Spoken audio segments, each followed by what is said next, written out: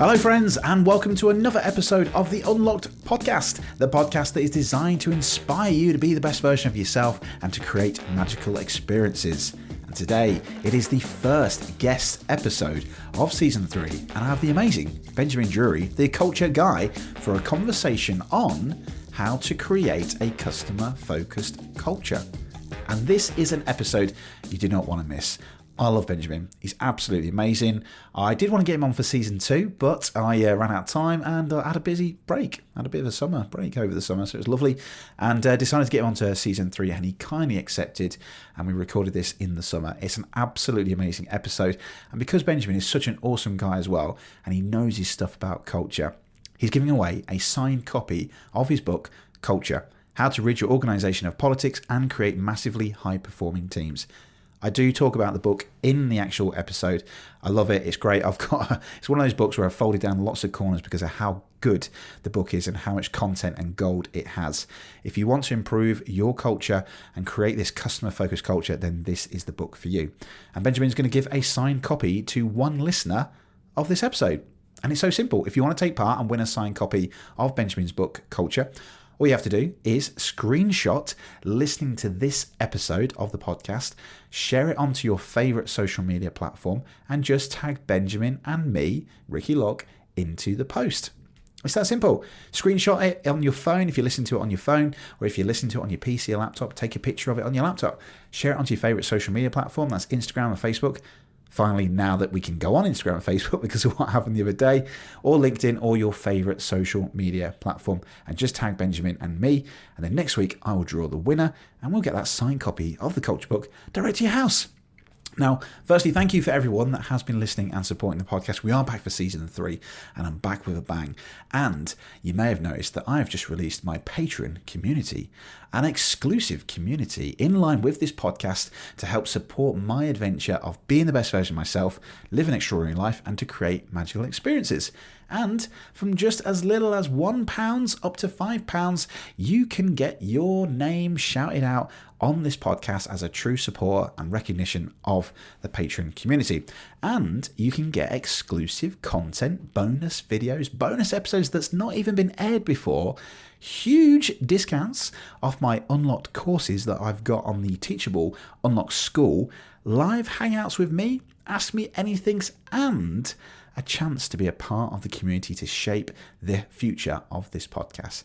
It ranges from £1, £3 or £5, and if you wanted to, you can also sponsor the podcast as well. If you have a business or exclusive offer or a message that you want to share with the listeners of my podcast, the podcast gets listened to around the world, so it's a great offer.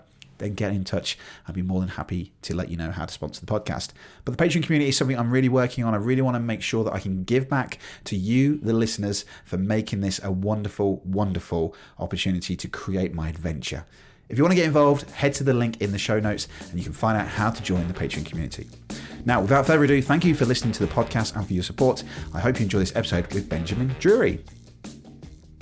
Hello, everybody, and welcome to another episode of Unlocked.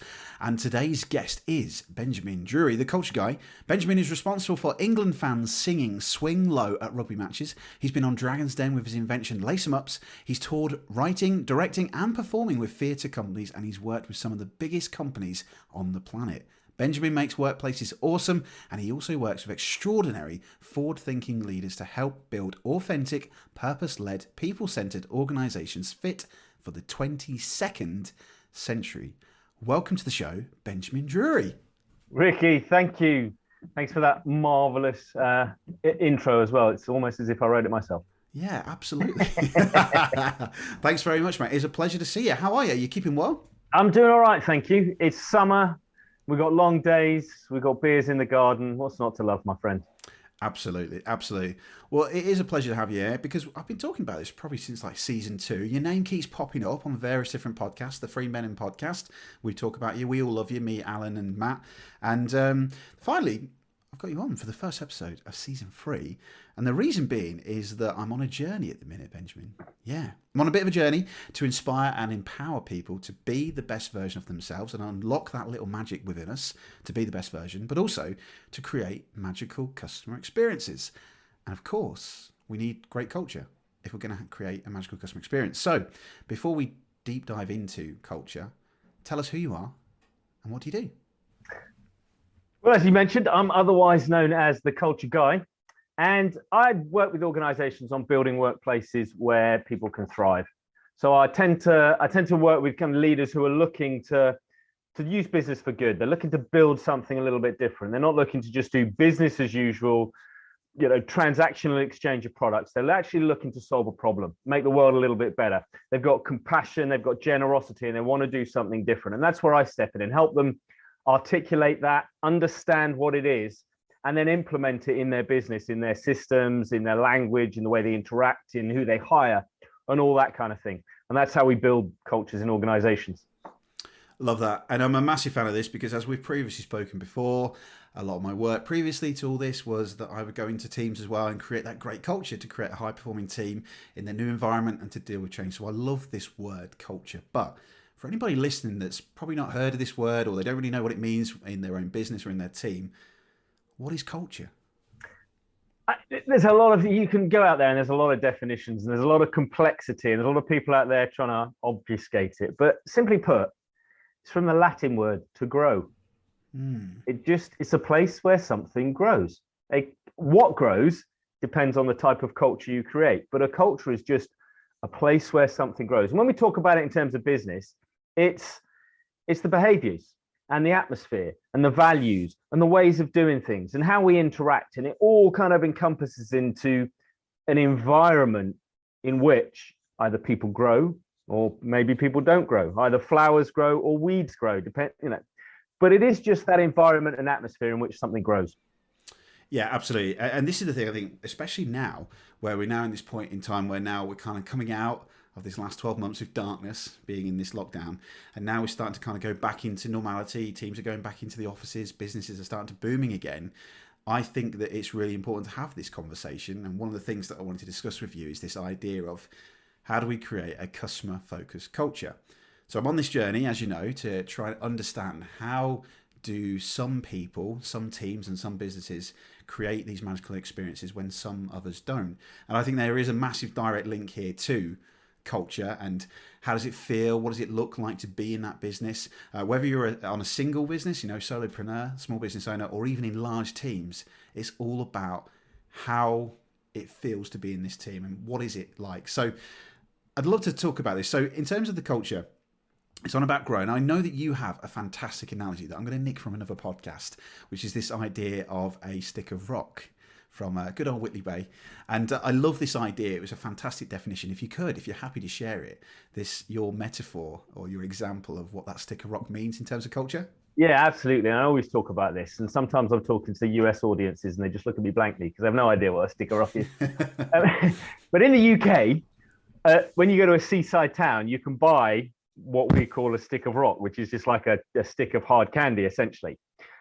But all the way through the rock, they manufacture it so it has the name of the town kind of written all the way through it. So if you snap it in the middle, you can still read the name of the town. Yeah. And to me, the idea of culture is actually understanding what you stand for and your values and making sure they are written through your organization like a stick of rock. Every touch point, every interaction reinforces and exposes those values so that no matter how people interact with you or how they connect with you or who they talk to, it always feels the same because your values are written through the organization like a British seaside stick of rock.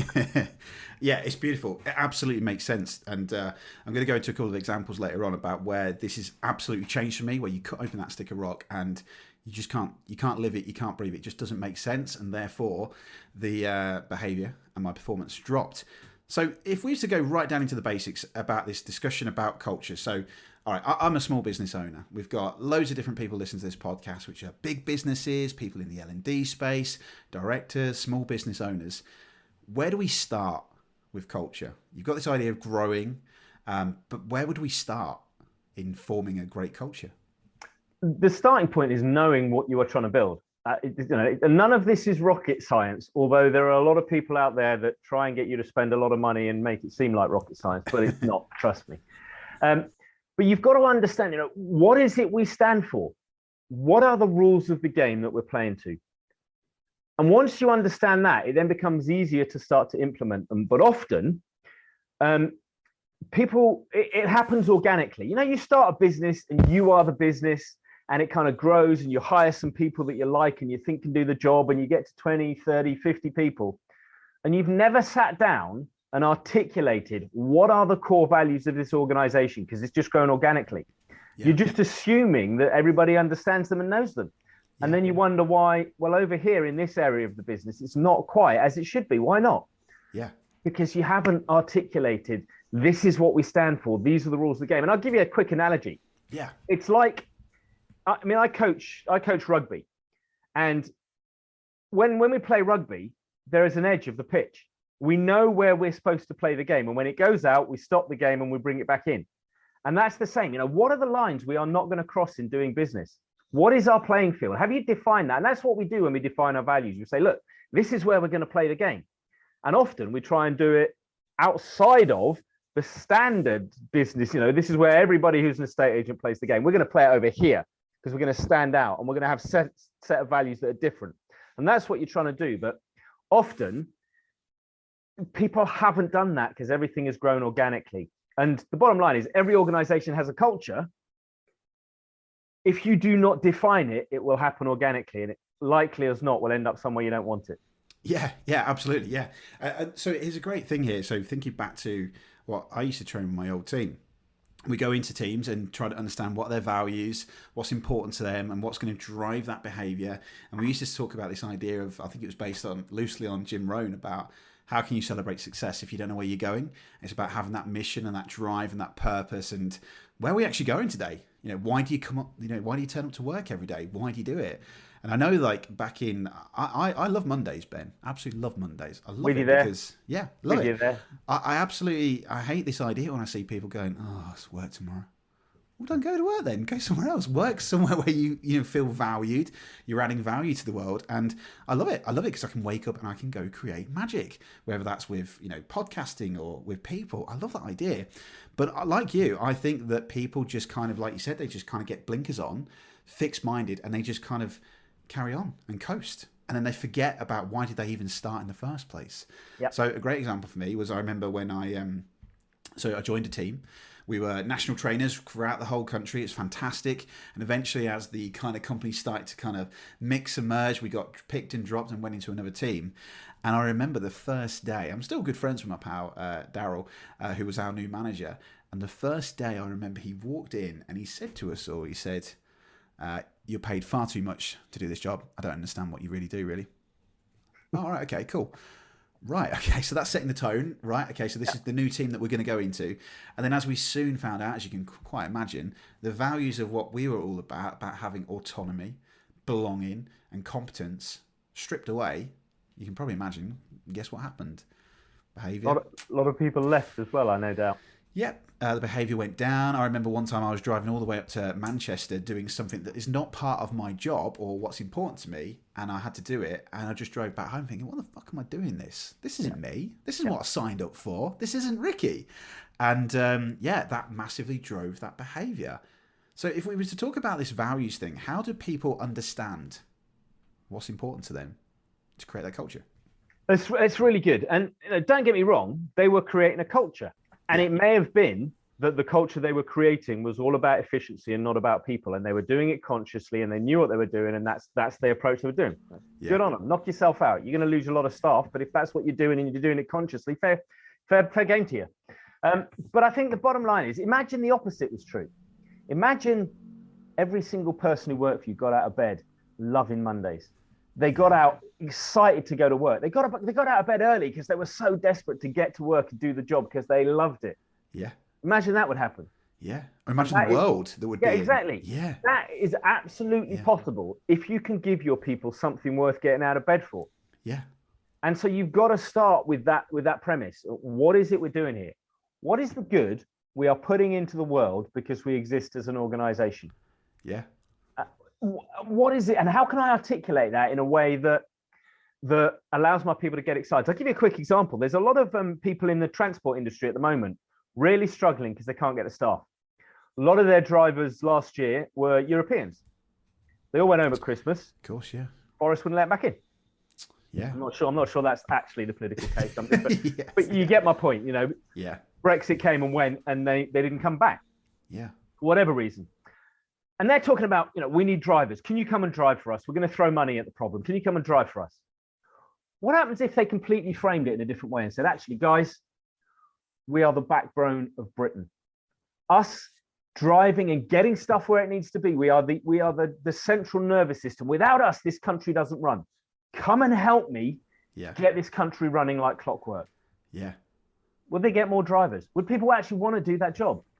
Of course they would, because you framed it differently. You've understood it differently. It's not just about driving. Yeah. It's about supporting every other person in the country. And then when you turn up and you deliver, you go, I'm coming here to support you. How can I help? Here's your stuff. Yeah. Service level goes up as well, because you understand what you're doing for the person you're delivering to. Yeah. The whole atmosphere changes. And it's all about framing and understanding what is it people are getting out of bed for. Absolutely, absolutely. And there's too many times we see this where businesses just don't do it and they just carry on as normal. And then you get to the point, this happened to me. I went to a store where there was a couple of individuals' behaviours that were just not part of that culture. And I remember first saying, hey, why do you do that? And asking that question. And this is just how we've always done it. This is how we always do it. Oh, did you know that it's actually the wrong way of doing it? No one's ever told me that. I've always done this for 10 years, And it's just because we're losing track of where we're going. What's going on here? But I love this idea because this is links to something that we talked about on the Yellow Magic Hour about recruitment. Yeah. And we've talked about this idea of, where we recruit for capability and skills. But when do we actually stop and say, what do you believe in? Yeah. Hey, I'm going to interview Ben for my team. What do you believe in? Now, surely, if that other person started to respond in a way of like, yeah, I believe in autonomy, belonging, competence, making a difference in this world, we'd hire you on the spot because all the skill comes later on. But we just don't see that. And I'm sure you probably see that in a lot of the businesses that you visit as well. Yeah, absolutely. And I think there's something about you can hire for skill and they will do the job, but they will also contribute to your culture. Yes. And if they don't share your values, that contribution is going to be negative. Yeah. And that is going to have an impact. So when I talk about hiring, I always talk about hire for cultural contribution. So not necessarily culture fit, but hire someone that's going to bring more life to your culture. They share your values. They love what you're doing, but they've got a slightly different take on it. So they're going to do it in a different way. They're going to bring more color and more life. And over time, what you find is your culture develops and blossoms into something that it's impossible to copy. Everybody looks at you and goes, how are you doing this? You're like, I don't know, we're just hiring the good people. yeah, absolutely. So would you say there's something here about going against the grain, doing things differently rather than just following the crowd? Doing things your way, which may be following the crowd. Actually, we are a massively safe pair of hands. You can guarantee that we will get it done. We're reliable. Because we've got we're ISO 27000, whatever it is. We are nailed on. We're following the crowd. We are the most reliable in the. That's fine, because that might be your culture. So it's not necessarily about going against the grain, but I would suggest that often business owners want to step out of their comfort zone. They want to, and they've got something in their heart to stand out and build a culture that is different. But they're a bit too nervous of it because that's not the way business has been done. They don't have the confidence to do it, or they're so used to writing proposals for funding and for banks that they strip out the emotion and go all professional on us. And that's where guys like, that's where the work that I do comes in. And actually I can help them and give them confidence to stand alongside them and say, don't panic, this is going to work. Yeah, absolutely. Yeah. This is maybe thinking about something recently that I've been having in terms of my own thinking. So over the last couple of months, I've been able to have that flexibility and that free time where I've not been actually able to go out and perform or present or run workshops, whatever. And I've been part of quite a few different kind of cultures, I would say. So different memberships, different sites, the PSA with yourself and all different people. But recently I got lost. I had this moment where I just was being absorbed into too many different things, and I was hearing different things, and I was starting to lose the essence of me. So I was hearing so much feedback and so many different things, or you should do this, or you should do that. And I just started to think, hang on a minute, whoa, hang on. This is not me. I'm being someone else, and this isn't fitting with my core values of what's important to me, my vision of where I'm going. And I actually just stopped, and I just cancelled loads of meetings and said, no, that's not going to help me get to where I want to be. And I realized, like, bloody hell, like, I'm not being me. And then therefore, if I would have carried on, I think whatever business avenue I would have gone down in the future, it would have completely gone off topic to where I originally started.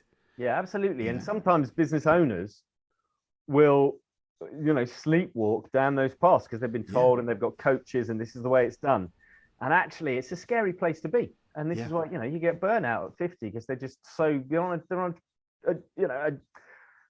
trudging on a wheel. And it's just like, and actually they've lost that essence of, well, hold on a minute. No, I started this for a flipping good reason with a passion and a heart to make a difference. And I've taken all this advice and I've borrowed systems from here, there, and everywhere because this is the way business is done. And we've got lost. Where have we gone?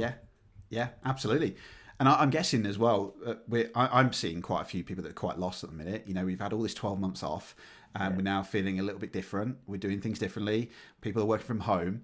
And I'm guessing now that we're now going back into the world. So how do we then kind of get back on the boat, of that boat of where we were going? And how do we do that? How do we kind of get back onto what was the most important thing to us? Absolutely. I mean, the first question is, do you want to get back on the boat? Let's make sure we're getting on the right boat here. We've had a good year and a half of introspection. Let's actually make that count. Yeah. And some people will absolutely, definitely want to get back on that same boat.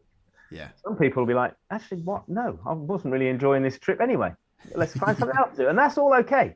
Yeah. That is so good. And I think one of the things that we've got to look at now in terms of culture is that the world has moved. We can now work at home. And all the research suggests actually people have been more productive, quite frankly. Yeah. But what we've got to do is we have to move away from this command and control structure. And I'll come back to the analogy of the rugby team. Actually, I train the rugby team. I teach them the skills. We practice maneuvers. We teach them the kind of tactics of the game. We give them a game plan. We send them out onto the pitch. And then there's absolutely naff all I can do. Yeah. They have to make their own decisions. In the moment, they have to decide what to do. They know where the playing field is. They know they need to go forward. They know the objective is to score. And they understand how we want to play the game and how we're trying to do it. But they've got to go and within that framework, they've got to go and make their own decisions. They've got to do their own thing. And we have to start thinking about that for business, that actually, put in the framework, let them know the values, let them know where the playing field is, but cut them loose to go and play. Yeah. Yeah. And a part of that is what you will find is, and I find this is, I could control every aspect of that game and say, right, in this situation, I want you to do this, this, and this. And in this situation, you need to do this, this, and this. And for rugby, there's probably 20 or so situations you might find yourself in, and I could probably prescribe most of them. But that would limit the talent of my players. Whereas actually there are things that they do in situations that I look at and go, my word, that is exceptional. I wouldn't have even thought of that. That is genius rugby playing. And without that freedom to make those decisions, I'm never going to see any of that. And that is part of the beauty of creating that field where, let them play, let them make their own decisions, let them make their own mistakes as well. But actually, you will find what comes out is far superior to anything I could prescribe or define or put in a script. Yeah. So is there a set of values that you have then in that rugby team? Like, have you created a culture within that team? Yes. There's a number of values. We work to kind of 5 areas. One is the physical side of things. One is the mental side of things. One is the team side of things. And then there's 2 areas in the game of skills and positional skills and tactics and things like that. And in each of those areas, it all comes down to actually our job as a team and our job as coaches and our job as a team is to support everybody else to be brilliant. And if we do that, the rest of the team will support us to be brilliant. And that is the whole game. We're playing for each other here. And when somebody's doing something, my job is to make you brilliant. Yeah. And that's how the team operate. And that means that everybody is pushing everybody forward. We're cheering each other on. We're helping each other when we don't get stuff. The people that are great kickers are helping the people that are not so good kickers. Because they're supporting each other. And that is one of the core values. There's lots of other core values about respect and things like that. But it's all about, in each of those areas, how are you helping your teammates?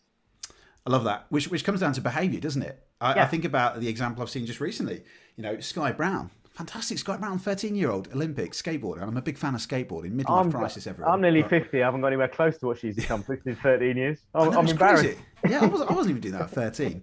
But what I watched, which was amazing, and both of the men as well, was you've got people from all over the world, not necessarily in the same team, but they have created their own culture, because every single one of them at the end, they all went up to each other and like hugged them, patted them on the back. Yeah, they're probably friends from other competitions, but this culture was just fantastic, which has inspired me to, go do some new moves tonight when I go to the skate park. But I just love that idea. And there was a great example when Sky Brown got the bronze. There should have been, I think it was a Japanese rider. She should have got the gold, I think, but she fell off and she was in tears straight away. And everybody just picked her up. All the girls who'd all contested picked her up and put them on the shoulder. And I just thought, this is amazing. But the reason I wanted to talk about this was because I know that we've discussed this before. As I've said before in my own team, that as soon as those values changed, it didn't fit with my core values and what was important to me, my behaviour started to change. And I know we discussed, I think, this a bit before about the Barcelona way by Damien Hughes. Cheeky Bagheera-Stein, he used to have this fantastic phrase with Man City, which is, talent will get you as far as the dressing room door, but your behaviour determines how long we keep you here. Yeah. And there's that whole thing, isn't there, that it's important that you've got a set of values that's going to drive that behaviour. But what can we talk about in this idea of how do we encourage great behaviours in teams? It's simple, really. The behaviours you reward and the behaviours you sanction are what you're going to get, quite simply. It doesn't come any more difficult than that. And yes, there are nuances around that. I see Brian behaving like some way and he's getting advanced. Okay, I'm going to start. If I want to get on, I'm going to start behaving like that. Yeah. All the high performers turn up late to meetings because they can get away with it. So if I want to be seen as a high performer, I'm going to turn up late to meetings. Yeah, yeah. What gets sanctioned, what gets rewarded? It does come down to that. And it's more than just financial reward. It's inclusion, it's belonging. If I behave like this, do I get the best jobs? Do I get the more interesting jobs? If I behave like this, do I get the ear of the boss? All those kind of things. There's group dynamics in there, but ultimately, what are the behaviors that I'm rewarding? What are the behaviors that get me where I want to go? And if those are behaviors that don't fit the sort of culture you want, then you're in trouble. You've got to go back and say, well, let's start rewarding the behaviors we do want. And in that process, people are going to get arsey and some people are going to leave. Welcome to the world. That's a good thing. Yeah, that's it. And that's what's going to then kind of, balance out, isn't it? And make that better culture. Yeah, it happened to me when I was a manager. I started to kind of pick up the slack for people, come into a store, and I remember starting to build this culture of what was important to us. And I remember, I think the first day I asked everybody on a flip chart to put, what do we want to be famous for? What's important to us? Because before that, they were just coasting, coming in every day, serving customers and going home. Yeah. And there was none of that feeling of belonging. It was just a job, a process. Yeah. I can't stand process. It's all about the feeling for me and this experience. And what happened? We started to encourage that. We started to reward and nurtured it. And what happened? Performance improved. Yeah. It's amazing. So yeah. Oh, sorry. I was just talking to somebody this week. I'm about to start some work with a city, a UK city council. I'm hoping it's just kind of speculative work at the moment that we're doing to investigate what he's doing, but I'm hoping it'll lead to some work. But we'd had this similar conversation that, they're doing a good job, but everybody's just doing it's mediocrity. It's, maybe a little bit above mediocrity. It's a good job. It's fine. It's acceptable. And what we need to talk about is, how do we become the best city in Europe? How do we become the envy of every other city in Europe? That's what we're aiming for. That's what we're going to be famous for. We want to build a city where people want to come and live here because it's awesome, where they're talking about us in countries 800 miles away. How do we build that city? And then everybody's ears prick up and they're like, I want to work for that company. Yeah. I want to work for that city. Yeah. And it's the same flipping city. All I've done is ask a simple question. I've moved. It, yeah, totally. Yeah, I love that. And I'm a big passion of this because I love customer experience, and it was my whole bag, and still to this day now, I'm still working on this kind of idea of how do we create this magical customer experience, and we create this focus. I'm just going to give you an example here of something where it's gone wrong. and this is quite recently. So over the winter period, I had to go and stock shelves because, firstly, for my insanity, really, just because mental health, it's like, what the hell am I doing? You know, I remember stocking shelves, and I remember the first impression of walking into that store. Now, I was an agency colleague because I needed the flexibility to do my job when it happened. And I remember walking in, and the first person said to me, "Are you agency?" No, I'm Ricky Locke. I'm a human. Hello. You know, and that just set the tone of that culture immediately. Now, there was one guy who actually was one of my grooms that I actually performed magic for, which was very strange when, you know, you consider yourself as this performer and then 2 or 3 years later you turn up and then he's the boss. It's like a complete role reversal. Yeah, can you stack these shelves by magic, Ricky? Come on. Yeah, it's like, oh, yeah. And but I loved what he was trying to create. You could tell there was a different culture when he was on shift, completely. Yeah. He would walk around, he'd check in, how you doing? You all right? How's things? He'd know your name. He'd come say hello to you. Agency colleague. My induction was like, yeah, just pair up that other agency colleague. He'll tell you what to do. Oh, right. Okay. Cool. Didn't want to go back because just didn't feel part of it. You know, I was just a number. I was a cheap colleague on an agency thing, and that was not the culture for me. But anyway, look, let's talk about this. As I go through kind of near the end of this, I want to ask some couple of questions to you. So I think the biggest thing for me is this year, I'm trying to unravel this idea of what makes people create these magical experiences. So how can we, Benjamin, create a customer-focused culture? What do we do to create that? You need to give people permission and freedom, because you cannot legislate for every situation. And the situations that create the magic are the ones that usually happen because something has gone wrong. Yeah. You know, actually, we often get more kudos for solving a problem well than we do for, like, I'll give you an example. The other day, people still order the lace mups from my website. So we get a few orders a month, still sending them out. The other day, I found an order online that hadn't been marked off as sent, and it was a couple of weeks old. So I refunded the order and I sent out 4 instead of 1. And the 4 turned up, and I got an email from the lady going, I've just received 4 and I've just had a refund, but you actually sent me the original one. And I'm like, we forgot to mark it off. Yeah. And that's not acceptable that you did not get your order. Even though you did, we hadn't marked it off as got. So in my opinion, you hadn't got it. So I sent you more than you needed and I refunded your order, because that's not okay. Yeah. And actually, she's passed them on to lots of people and is talking about us, even though we made the mistake because of the way we reacted to the mistake. But actually, it's all about having the freedom to go, what are the values? The values is every customer goes, whoa, instead of, oh, we're moving customers from, oh, to whoa. Yeah. If that's a value, you give people the permission to do it. The Ritz hotels, you probably know this story. Every single person who works there can spend $2,000 per guest stay to solve problems. Don't have to ask, don't have to go through management, don't have to get it signed off by 4 people in the boardroom. They can spend it. Yes, they look at all that afterwards and go, what are we spending this money on? Are there any of these problems we can solve? Is there anything that we need to put into training so we don't have to keep spending this money? Yeah. But in the moment, we trust our people to get it right. So you've got to trust people to make those decisions. You cannot control them and give them scripts and say, it's not my job, I need to let them solve problems. And the underpinning of that is we have to have an organization that is built on trust. I've got to hire the right people that I can trust to make those right decisions, to not take the mick, to not give their mates lots of freebies because they've got that ability. You've got, and that comes down to hiring the right people, but also giving them a reason. Building, what's your business for? What does it do? You know, actually, I spoke about the drivers. Actually, we drive. Well, okay, I don't really give a damn. So you probably can't trust me to do it well because you haven't really inspired me.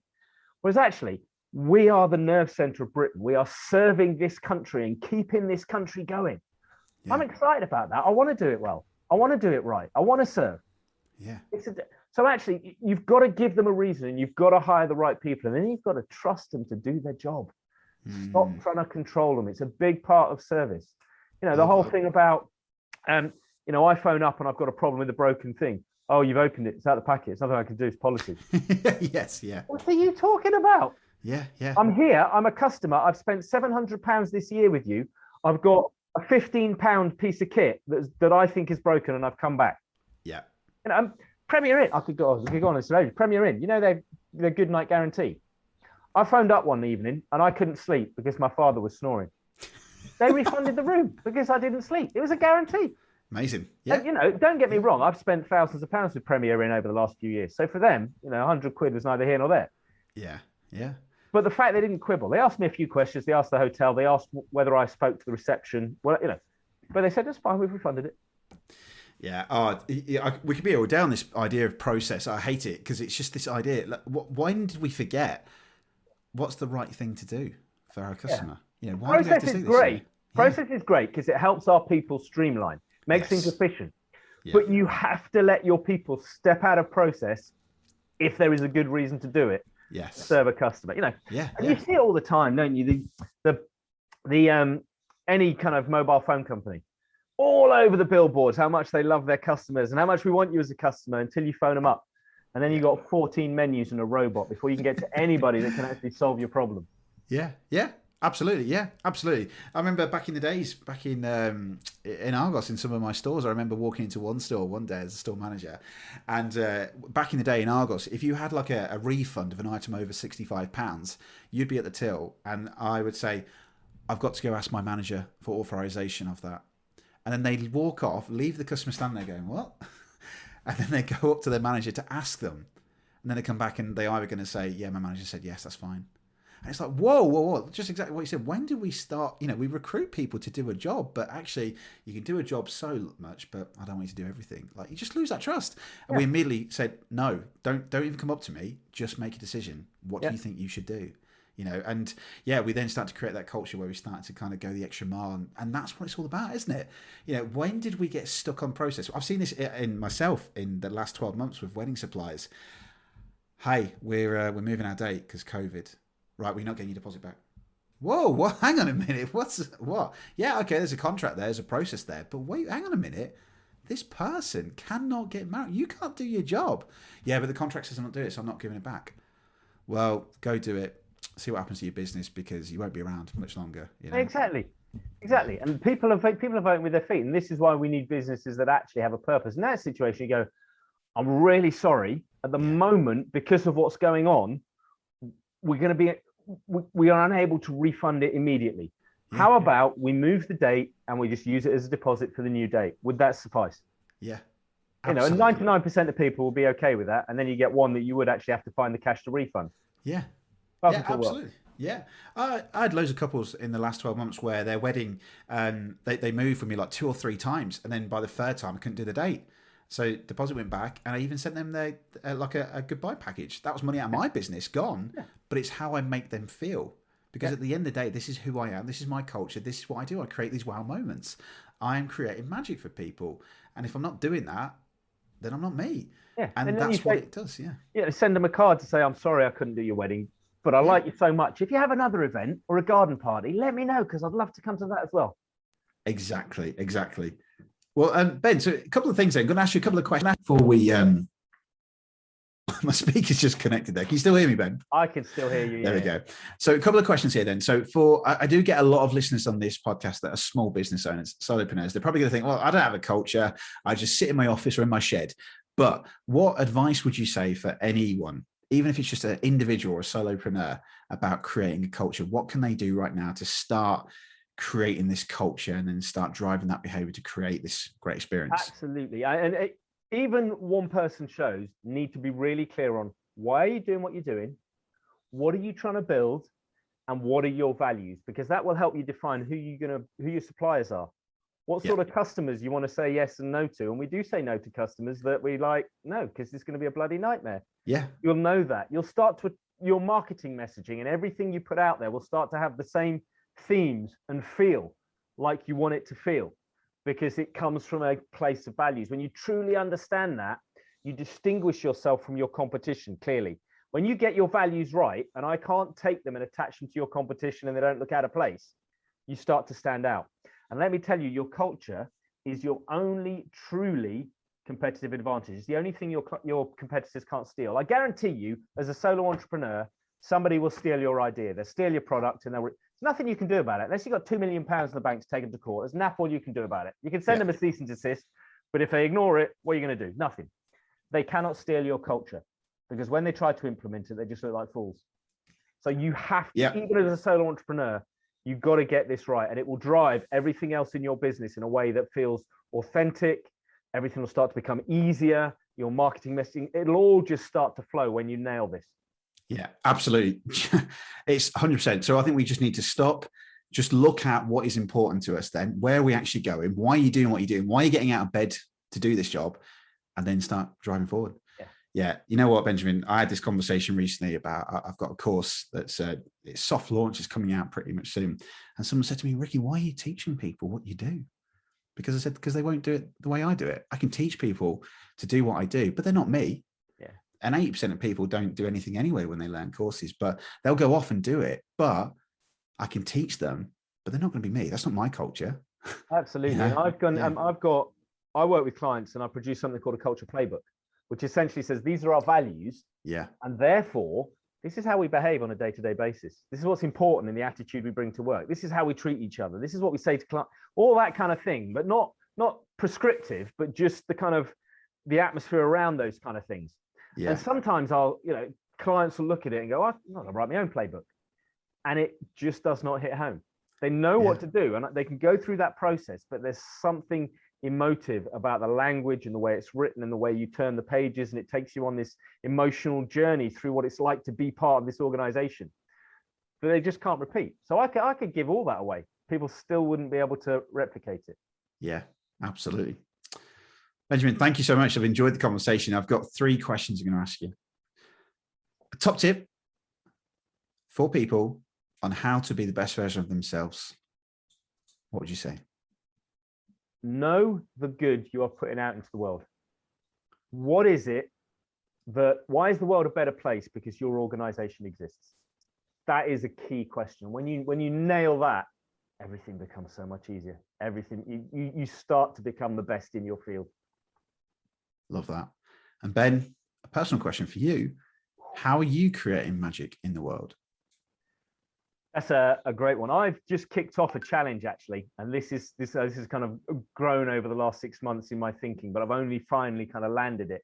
And it's called the Legacy Impact Challenge, and it gathers people on a challenge over 20 minutes each day over 5 days to look at exactly that question: what is good that you're putting out into the world? And then it moves on to kind of, well, actually, how are we trying to solve the problem that you're trying to solve? Let's build an MVP. Let's actually build that into your business. It's out the back of it, it starts to create products that solve those problems and actually does good in the world. And so that's how I've launched that over August, and we're kicking off in September. So really excited about that. So we can gather lots of other people and exponentially multiply the people that are changing the world, that are doing good in business. So we can put a link then in the show notes for that? Yeah, absolutely. Yeah. Definitely. Perfect. Brilliant. And before I get everyone to find out where you are and follow, because Benjamin has a fantastic branding as well. Like you'll see it on the video. For any listeners on this podcast, if you're watching it on the YouTube, you'll see he has an amazing, cool little branding with the glasses and the red and the yellow. But he also has an amazing book as well called Culture, surprisingly. But Ben, talk about this book, and also where can people find you if they want to find out more? The book was published a couple of years ago, but it takes you through the process, my one framework, which is all about that, defining that one purpose, finding your one team that can help you deliver it, understanding your one voice so everything is authentic and is the same, and building your one systems. So actually everything points and drives. It's that sticker rock, making sure that everything flows through your business. That's in the book, and the book takes you through that process. You can write in the book, and if you can read, you can buy the book and do it for free. You don't need to hire me. Yeah, and it's a really great book. It's really simple. It's got lots of space that you can, as Ben can see here, look, I've got corners folded over. There you go, Ben. Have you written in it? Yeah. Have you written in it? I did actually. Yeah, I'll show you. Ta-da! Yeah, good. That's what it's cool. Love it. Yeah, it's an absolutely fantastic book and filled with really great stories and great quotes as well. So yeah, love it. So Benjamin, thanks for coming on the show. If people want to find out more about you, where can they find out from you? They can go to thecultureguy.co.uk or get onto Google and search for The Culture Guy. I will pop up first. Love it. Benjamin, it's been an absolute pleasure. Thank you for coming on the show. Ricky, it's always amazing chatting to you. Thank you for having me. Thanks, Benjamin, for coming onto the show. And don't forget, if you want to win a signed copy of his book, Culture, just screenshot listening to this device, share on your favourite social media platform, and tag me and Benjamin into the post. Entries will close on the 13th of October, and we'll announce the winner next week. As always, thank you for your support, and don't forget to head over to our podcast and leave us a review. Take care. See you next week. Bye-bye.